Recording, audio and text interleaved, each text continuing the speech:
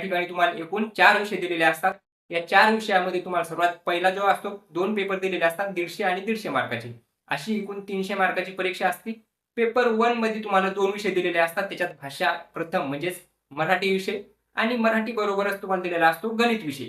पण पेपर 1 मराठी आणि गणित आणि पेपर 2 मध्ये असतो बुद्धिमत्ता आणि इंग्लिश. पेपर 1 मध्ये एक भाषेचा विषय मराठी आणि एक गणित आणि पेपर 2 मध्ये बुद्धिमत्ता आणि एक भाषेचा विषय तो म्हणजे इंग्रजी. याच्यात जे मार्क्स तुम्हाला दिलेले असतात ते असतात एकूण 150 मार्क्स म्हणजे 150 मार्काचा पेपर 1 आणि 150 मार्काचा पेपर 2. पेपर 1 मध्ये जो मराठी विषय असतो तो विषय असतो एकूण 25 प्रश्न 50 गुणासाठी. म्हणजे प्रत्येकी एका प्रश्नाला 2 गुण. 25 प्रश्न 50 गुण मराठी आणि जो गणित असतो तो असतो 50 प्रश्न 100 गुण.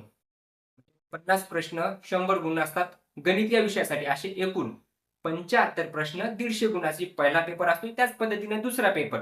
दुसऱ्या पेपरमध्ये तुम्हाला या ठिकाणी इंग्लिश जो असतो इंग्लिश विषय असतो 25 प्रश्न 50 गुण आणि दुसरा जो विषय असतो तो म्हणजे बुद्धिमत्ता तो असतो 50 प्रश्न 100 गुण.